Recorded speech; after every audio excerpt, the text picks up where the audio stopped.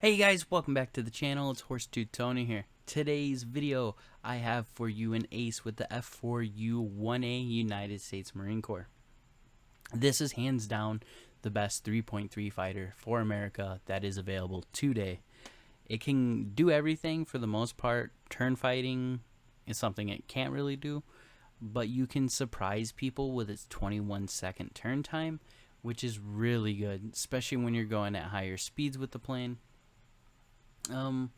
This is and always has been one of my favorite lower tier planes. I pretty much like every America plane, but I've always been a Corsair fanboy since I was a little kid. Corsair fanboy and B-25s.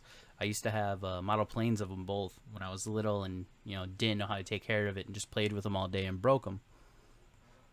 But enough of reminiscing on good old childhood days of loving airplanes. Let's talk a little bit about the F4U, shall we?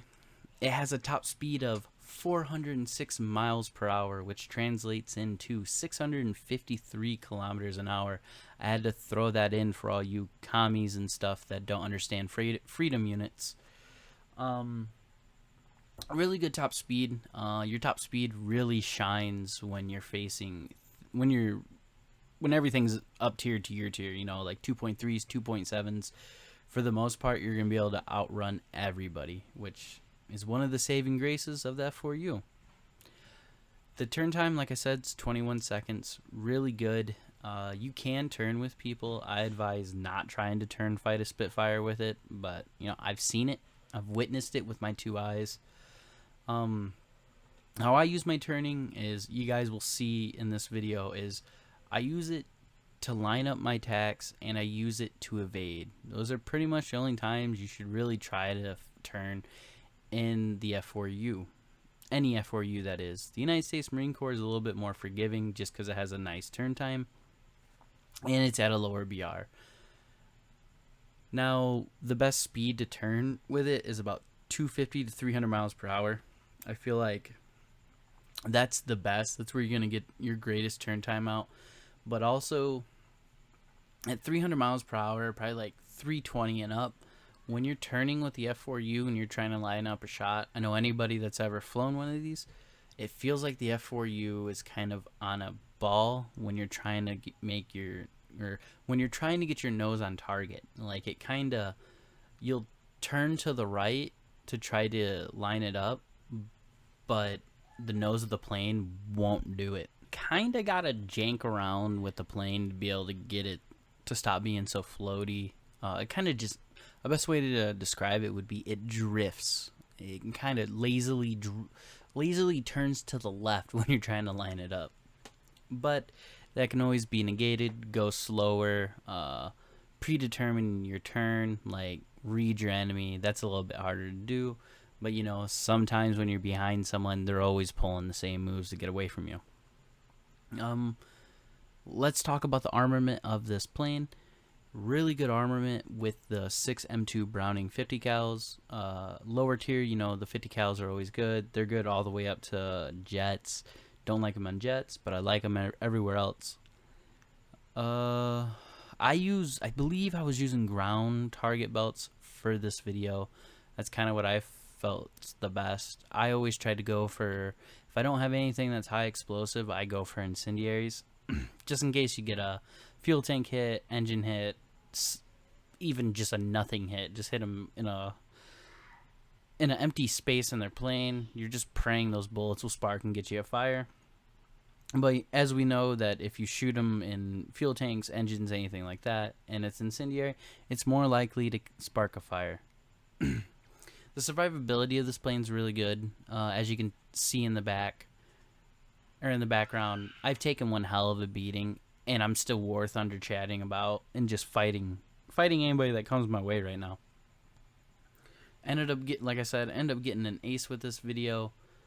I make this guy crash after shooting him up, but I was the original person that lit him on fire and made him go back to base.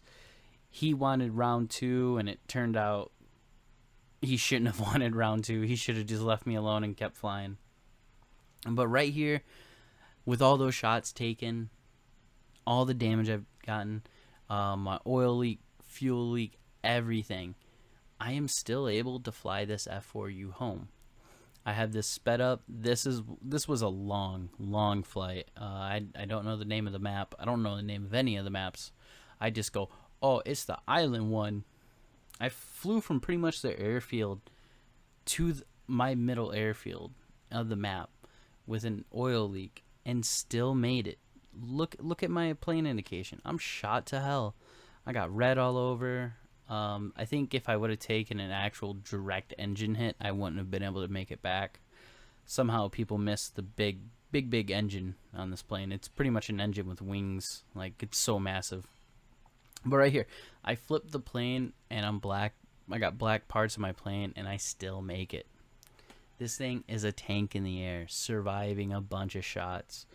I had someone recognize me today when I was recording this, and I literally played the match and all I did was soak up bullets for my team. I was in this F4U, ended up getting people behind me, and I was just getting shot to hell. And his name is Jay Ramsey, I believe. You know who you are. You commented on one of my videos saying that you found me in game, which is really cool, man. Thank you. Thank you for doing that. You're only second person to ever recognize me from my videos. I know I'm not big time or anything. I only got 428 subscribers of this recording, but it is huge that someone actually recognized who I was. You know, big thing for me, and that's a really good thing for me to come back to recording for War Thunder and having someone recognize me within days of being back in game, which makes me feel really good. Yeah, guys, it's good to be back. It was good to record. I had a video completely done. I was just going through final touching it up, and my SSD that I had Windows saved on, something happened and Windows got corrupted, and I had to wipe the whole drive to be able to get it to work again, and I lost that whole video. So I hope you guys like this one, and I will be remaking that video. It'll be more about early American planes. It's going to be to a comment someone left about tips and stuff for rank 2 to 3 American planes. Just a heads up, I don't fly bombers or attackers really, so I can't tell you much about those. There's other people that will. Probably Fly Daily will tell you about them, because I don't do tonks. I'm really bad at them. But also, another announcement for this video ends. I have a video that's at 9,928 views. It's my 5 tips for new ARB players. Huge milestone, guys. When that hits 10,000, I don't know what I'm gonna do. It's gonna be a very big accomplishment for my YouTube. But enough talking about that stuff, guys. I hope you enjoyed the video. If you like what I did to that yak that tried to kill me on the airfield, that man deserved every bit he got. And like always, guys, don't forget to like, comment, share, and subscribe to my channel for more content like this. And I'll catch you guys on the next one.